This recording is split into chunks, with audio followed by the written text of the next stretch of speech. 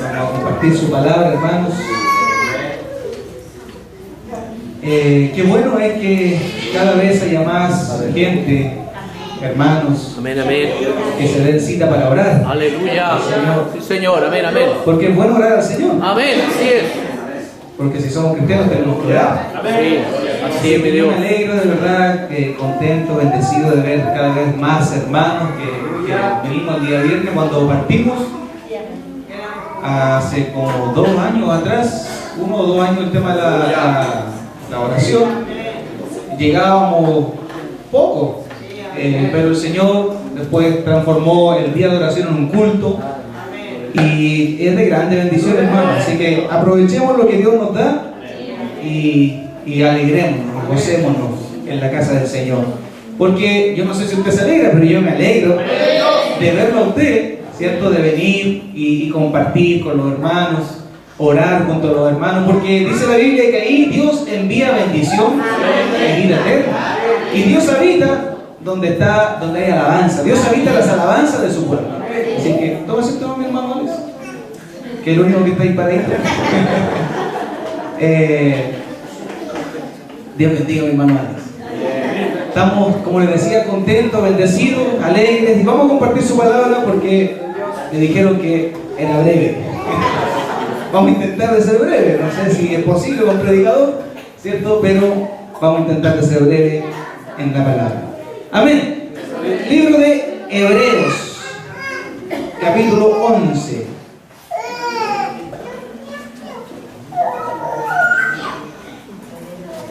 Capítulo 11, versículo 8 hasta el 10.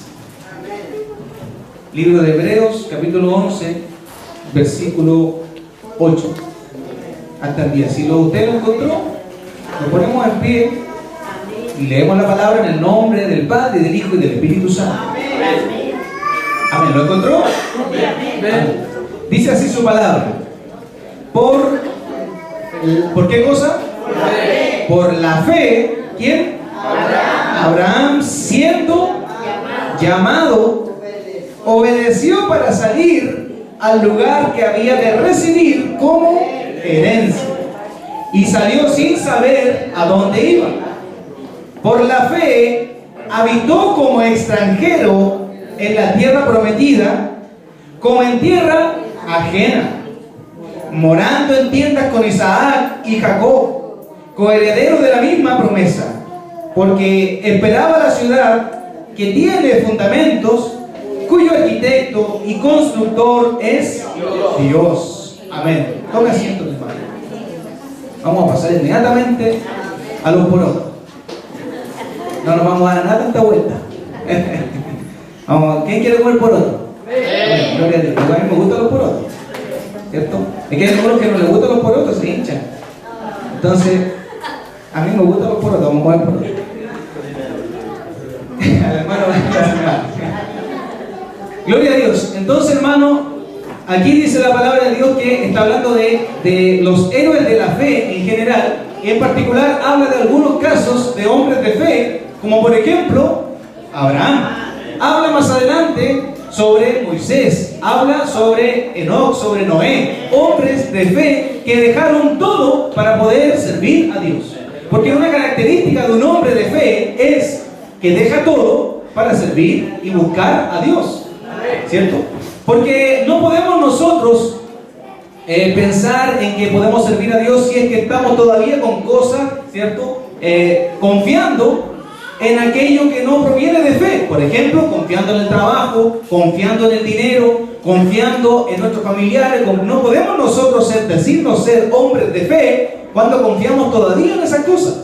Porque el hombre de fe abandona todo eso, aunque igual trabajamos y trabajamos por dinero, pero no está nuestra esperanza ni en el trabajo ni en el dinero. ¿Cuántos dicen amén?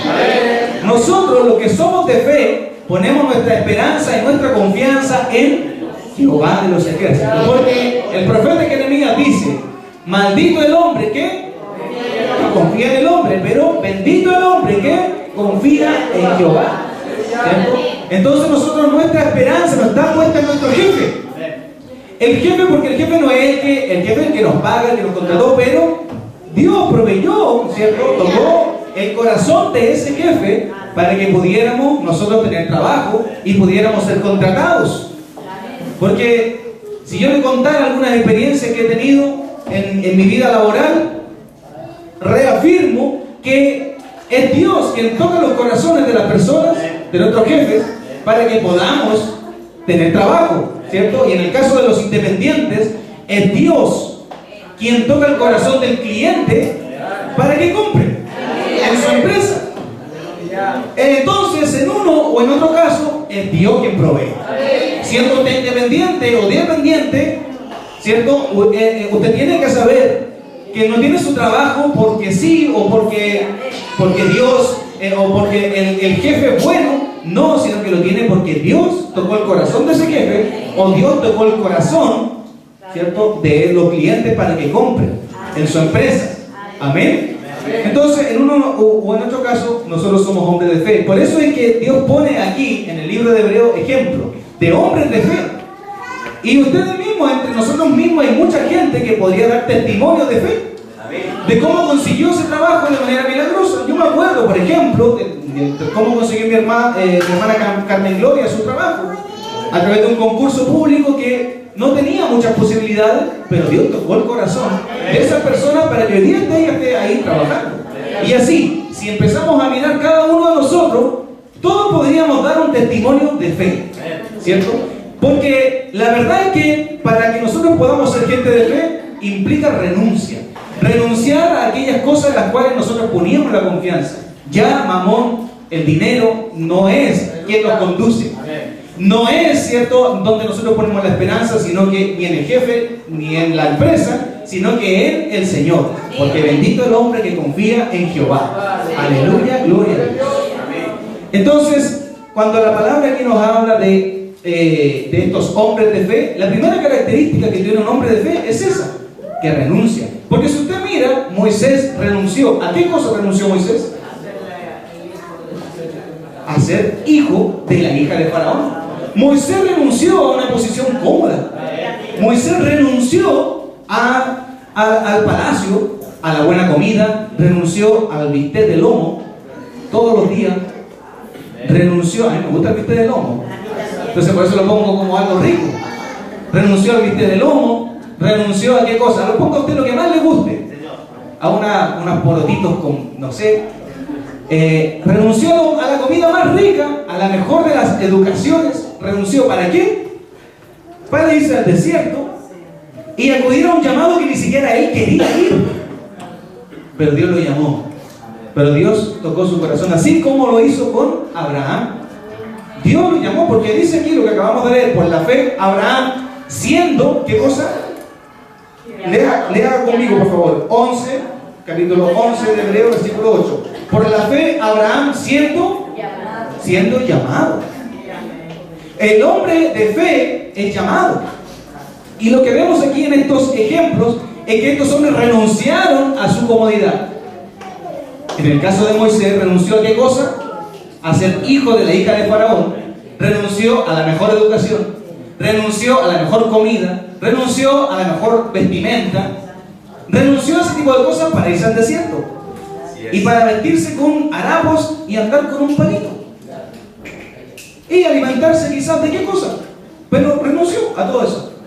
El mismo Juan el Bautista, ¿de qué se alimentaba? De los animales silvestres, de las flores silvestres, así se alimentaba. ¿Con qué se vestía Juan el Bautista? Se vestía con pieles de animales. ¿Dónde vivía Juan el Bautista? Vivía alejado de la ciudad. ¿Pero alguien puede dudar de que era un siervo de Dios? No, porque sí, era un siervo de Dios. ¿Por qué? Porque renunció. O sea, la fe, primero que todo, implica, ¿qué cosa? Renunciar. ¿Cuántos dicen amén? ¿Me está entendiendo? Entonces, lo primero que implica, por lo que dice la Biblia, porque mucha gente dice tener fe, el mundo dice tener fe. Cuando usted le pregunta a cualquier persona, ¿tú tienes fe? Sí, yo creo en Dios. Pero usted le mira su vida y en realidad no vive conforme a la fe. La gente dice, incluso usted mismo puede tener una opinión sobre lo que es la fe. El mundo, la gente, usted y yo, todos tenemos una opinión sobre lo que es la fe. Pero ¿cómo podemos nosotros saber qué es la fe de verdad? Según la Biblia, según la palabra. La palabra es lumbrera a nuestro caminar.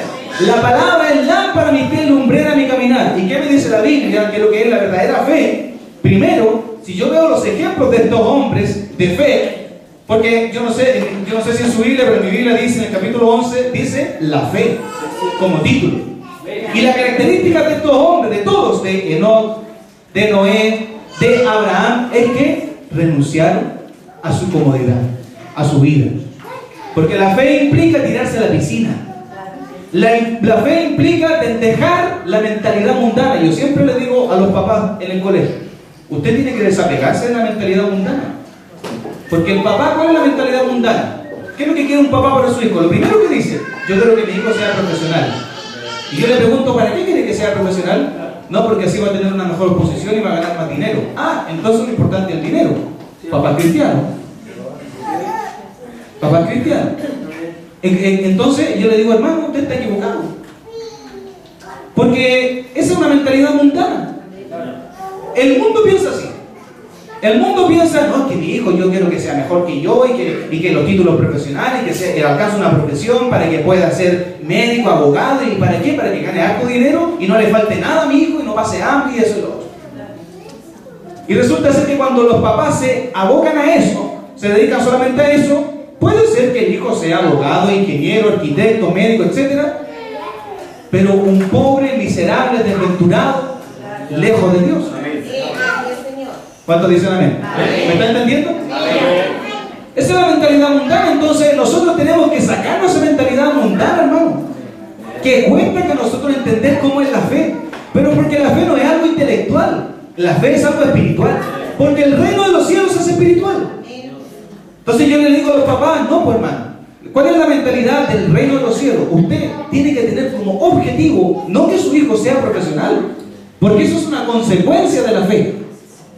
No es un objetivo. No es decir, primero yo quiero que mi hijo sea profesional para que después sirva a Dios. Porque ahí está equivocado. El niño va a entrar a la universidad, va a ser profesional, y cuando sea profesional no va a querer buscar a Dios.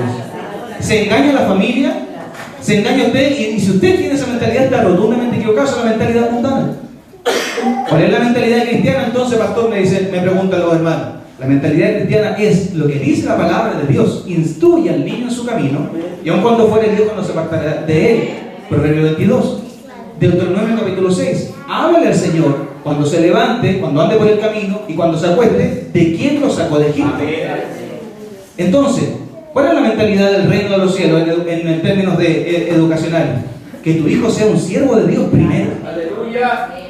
Primero que tu hijo sirva a Dios. Y como consecuencia de la fe, porque hay que tener fe para sacar a los hijos del colegio. Porque hay gente que no quiere sacar a los hijos del colegio porque está metido con esa mentalidad del mundo, hermano. Entonces, cuando usted comprende que la fe no es algo intelectual, no es algo religioso, no es la iglesia, no, sino que la fe se vive de verdad, en el día a día, y se muestra en todo, porque la fe sin obra es muerta. Entonces yo le digo a los papás, hermano, el objetivo es que su hijo sea siervo. Y metas eso en su corazón y en su mente.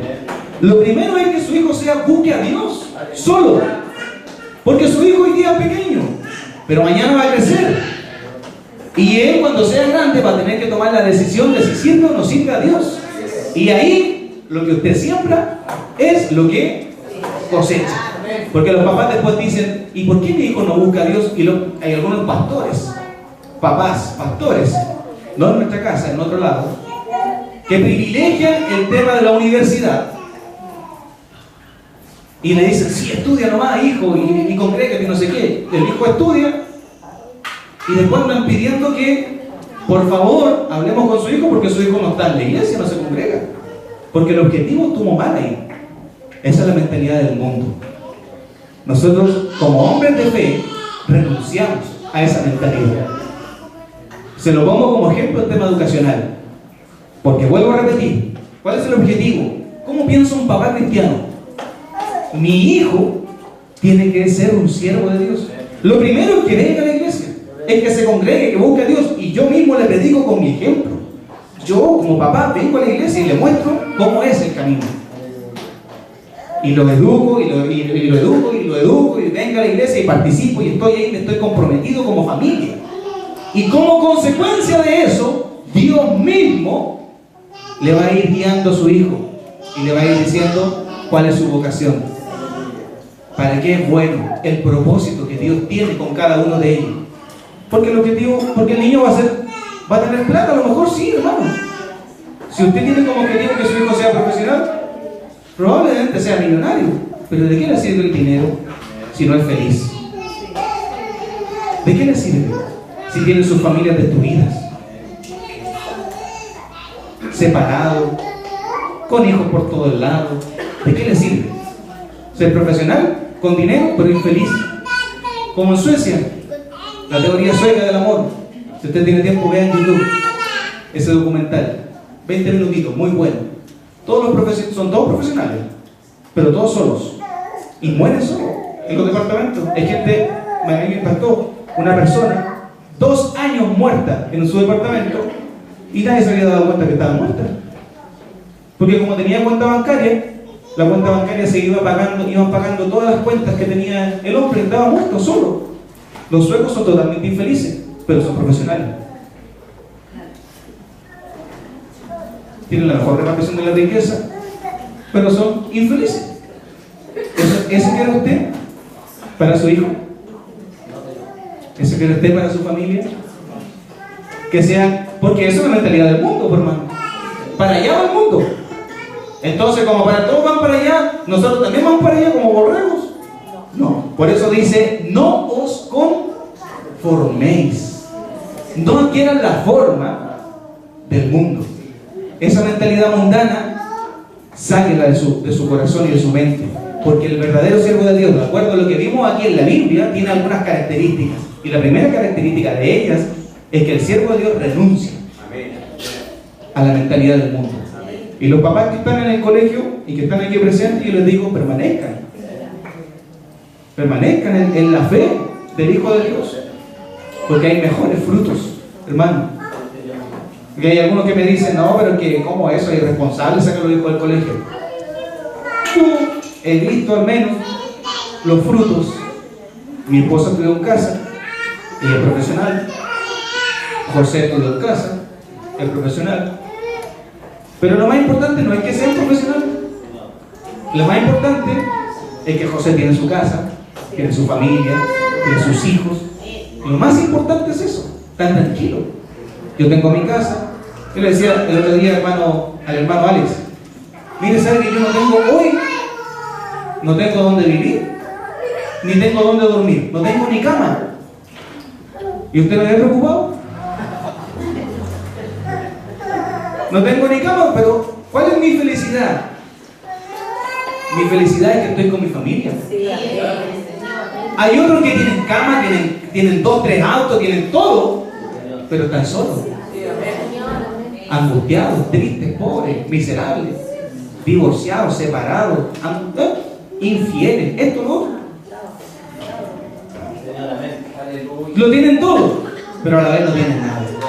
Son totalmente infelices. La mentalidad del mundo, hermano, hay que sacarla, porque me temo que nosotros muchas veces pensamos que el reino de los cielos es como algo teórico. No, y se practica, se vive todos los días, hermano. Porque fíjese usted que la palabra de Dios dice aquí que Abraham, pone aquí como ejemplo, ¿cierto? Abraham, cuando salió de su tierra, salió con su sobrino Lot. Y sus sobrinos dos después fueron, los dos tuvieron hartos animales, etcétera, y pastores. Y llegó un momento en que se tuvieron que separar porque tenían problemas. Usted sabe, ¿cierto? Amén. Entonces, ¿qué lugar escogió Abraham? ¿Qué lugar escogió? El desierto. ¿Qué lugar escogió Lot? El vergel. ¿Qué representa eso? Que Abraham, a pesar de que él sabía que en el desierto probablemente no iba a tener comida, ni agua, ni nada de eso, a pesar de eso, su confianza no estaba puesta en lo que veían sus ojos, sino que su confianza estaba puesta ¿en qué cosa? En el Señor, el que lo llamó, ¿cierto? Amén. El Señor que lo llamó. Entonces yo quiero compartirle en los minutos que me quedan, porque no les iba a hablar de educación, salió, ¿cierto? Yo le quería hablar de las misiones. Porque para ser misionero hay que tener fe. Amén. Y lo primero que quería hablarles del tema de la misión, y por qué le hablo de Abraham, porque dice aquí que Abraham, siendo llamado, quizás no pueda compartirles todo lo que Dios puso en mi corazón ahora, pero más adelante sí, quizás. Lo primero es que es importante porque nosotros somos una iglesia misionera. Amén. Y hay muchos hermanos que tienen el llamado para ser misioneros, y para ser pastores, y para ser evangelistas, etc. Y conversábamos con mi esposa que hay cierta efervescencia por salir, ¿cierto?, a ser misionero, y ya como que se apagó un poco. Pero habiendo nosotros estado un año afuera del país, en República Dominicana, alguna experiencia podemos tener, ¿cierto? Y eso yo quiero compartir. Lo primero, no se apure usted, misionero. Así es. Yo sé que hay presiones, a veces la misma iglesia presiona. Hermano, ¿y usted está listo ya para salir? ¿Lo han escuchado o no? Los que tienen llamado misionero. Hermano, ¿y usted cuándo? ¿Ya está listo ya? ¿Usted cuándo? ¿Su tierra, hermano? No se quiere. Pero la verdad es que cuando uno mira el ejemplo del misionero de los misioneros, el apóstol Pablo, ¿cierto? ¿Cómo fue que el apóstol Pablo tomó la decisión de salir a misionar? Porque la iglesia, después de 12 años de formación y preparación, la iglesia, el Espíritu de Dios dice que oraron, y el Espíritu de Dios dio testimonio a la iglesia de que Pablo y Silas tenían que salir. Porque dice aquí, por la fe, Abraham siendo llamado. No se apresure, porque lo otro que sucede es que algunos salen por monos. ¿Me está comprendiendo lo que quiero decir? En palabras más lindas, salen imitando. Que como todos saben, bueno, yo también tengo un llamado, salgo. Aunque aquí no es tan así, digamos. Porque hay una formación primero, y no cualquiera. Digamos, nosotros, al menos como nosotros como familia, todavía estamos siendo formados, pero 12 años, más 15 años de formación. Y hemos estado solamente en esta iglesia. Y la política de la iglesia es que los pastores del ministerio salen del ministerio, son formados en el ministerio. Porque como siempre lo ha dicho el pastor José, si fuera por aceptar pastores de otros lados, quizás tendríamos 200, 300 pastores, quizás más. Y seríamos un ministerio es increíble, pero hermano, hay pastores que andan buscando a otros pastores para atraerlos y decirle, no, vente para acá. ¿Para qué? Para sentirse grandes. Y yo diría que somos como yo no conozco otra iglesia que sea así. La mayoría de los obispos anda buscando pastores para atraer a su ministerio. Aquí no. Aquí los pastores quieren ingresar y mi suegro, el pastor José, les dice, no, porque la política es que los pastores se forman aquí en casa. Y si usted mira, todos los pastores del ministerio pasaron años de formación, años. Y después años de formación en la iglesia. Y después, y así. Porque no es una cuestión así, aquí te la traigo Peter y quiero salir de misionero. Ahora, eso es una traba, que el pastor, usted está poniendo muchas trabas, de exigencias, no. Es que es como dice la Biblia que es, Moisés pasó 40 años en el desierto. Josué, 40 años al lado de Moisés. Así es.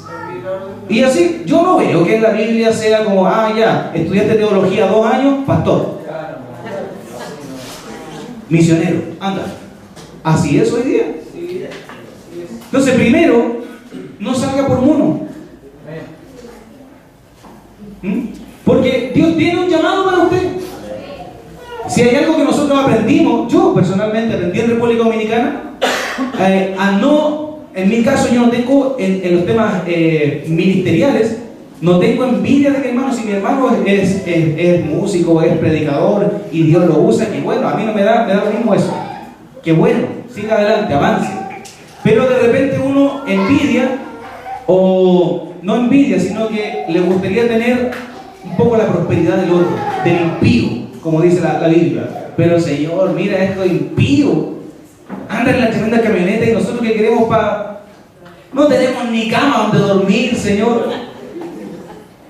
Pero ¿cómo? Y uno de repente, antes de irnos para la República Dominicana, pero después de haber pasado por todo eso, haber en estos años participado y estado con gente muy rica, millonarios, y trabajado con ellos, después de haber estado con esas personas, yo digo, Señor, y ver cómo viven esas personas, cómo cuidan su plata y andan en las chauchas y el peso y andan contando, y cristianos, y es más importante su riqueza que su salvación. Entonces, después de haber visto eso, mi conclusión es: yo no tengo por qué envidiar o querer lo que tiene materialmente el otro. Yo me alegro con lo que tengo. Y si no tengo nada, como ahora, me gozo en eso. Igual me alegro. Y si tengo poco, bueno, tengo poco. Gracias, Señor, por lo que tengo. Pero de repente uno mira para el lado y no sé, por ejemplo, el auto del Daniel, que ahora es auto familiar. Ustedes se han dado cuenta. Lo usamos todos. Capaz que sea, no el auto de la iglesia, pero la familia, y nosotros somos un familión. Pero es un auto humilde y que de repente nosotros lo agarramos para el deseo, y esta cochinada y esta cuestión que se cae sola y aquí y allá y el palomito. Pero yo me alegro con eso. Que a lo mejor usted lo mirará así como, ay, la cochinada que anda el pastor. Pero, como le digo, me gozo en eso. Que aunque es poco, gracias, Señor, por lo que tenemos. Y lo cuidamos, usted no sabe cómo lo cuidamos, ¿cierto? Para que funcione, por lo menos. Pero esto se lo digo como ejemplo para que usted vea en qué sentido se lo digo. No envidie el llamado del hermano, porque algunos salen por mono, como todos están saliendo, y yo también quiero salir y quiero ser misionero y quiero que me unjan pastor, y algunos andan buscando eso, que lo unjan pastores, y yo no entiendo por qué, si es una tremenda carga, ¿cierto? Yo no entiendo por qué. Que a lo mejor por estar aquí adelante con el micrófono y ven que los pastores hablan y eso y el desplante, pero es una cuestión de años, ¿cierto? Pero a algunos les gusta estar aquí adelante y ser visto y no sé qué, y lo único que quieren es que lo reconozcan por mono, ¿cierto? Todos somos misioneros. Yo también quiero ser misionero, yo quiero ser como el pastor Francisco que salió allá. No, usted alégrese con lo que Dios le dio, porque Dios le dio cosas a usted, ¿o no? Dios le dio promesa a usted, Dios lo llamó a usted. Entonces alégrese con eso, trabaje eso, cultívelo en la fe del Señor, pero no se deje llevar por la presión. Porque de repente por mono y por apolones tenemos fracaso, ¿cierto? No se deje llevar por la presión y no sea mono, alégrese con lo que tiene. Y si es poco lo que tiene, gloria a Dios, gracias, Señor, por los dones. Si tiene un don, gracias, Señor. A veces los hermanos usted le dicen, pero pastor, usted está en todas. Usted está en la vida, en la familia, ahí en el congreso, usted está en la iglesia, usted está en el colegio, está en todo. Bueno, Dios me dio hartas cosas. Me puso en las manos hartas cosas, ¿cierto? De las cuales soy responsable. Y no es una carga menor. Son hartas cosas, es una mochila bien pesada, ¿cierto? Pero con la fe en el Hijo de Dios la podemos sobrellevar, la podemos llevar adelante. Son hartas cosas las que yo les quiero comentar, pero no voy a alcanzar a hacerlo por el tiempo. Yo lo que quiero dejarle en esta oportunidad, como primer punto, es que los siervos llamados primero renunciaron a la mentalidad del mundo, en todo sentido. Primero eso. Segundo, si Dios lo llamó, primero tiene que renunciar a todo. Y después, no actuar por mono. Espere el llamado de Dios.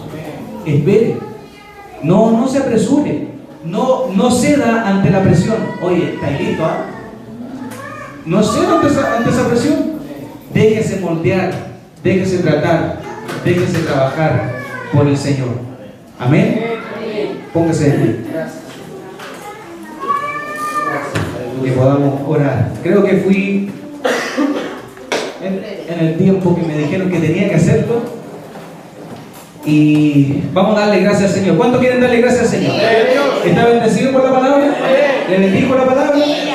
Gloria a Dios. Cierre sus ojos entonces para que podamos orar. Que ahí usted ore al Señor. Ore al Señor, hermano. Usted ahí en su intimidad converse con el Señor y dígale ahí usted lo que Dios le ministró, tocó, cómo Dios usó esta palabra para ministrar su corazón.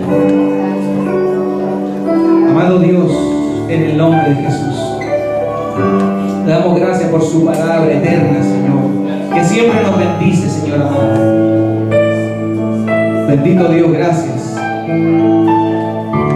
Queremos, Señor Jesús, renunciar a nuestra comodidad, a la comodidad, Señor, así como lo hicieron tus siervos, a esa mentalidad mundana, Señor, que no nos permite avanzar en el llamado que usted nos ha hecho, Señor.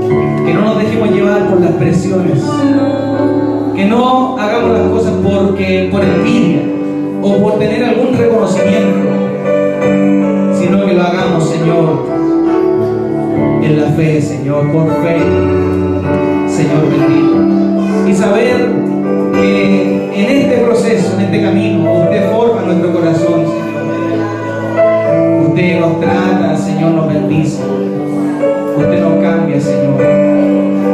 Ayúdenos a no querer buscar puestos, Señor, a no querer buscar reconocimiento, a no envidiar el llamamiento de mi hermano, Señor, sino alegrarme con lo poco quizás que usted nos ha dado, Señor. Que nos alegremos con los dones y con los talentos que usted ha puesto en nuestras manos y que lo podamos trabajar al 30, al 60 y al 100 por uno, Señor. En este día le damos gracias, Señor. Gracias por su palabra, Señor.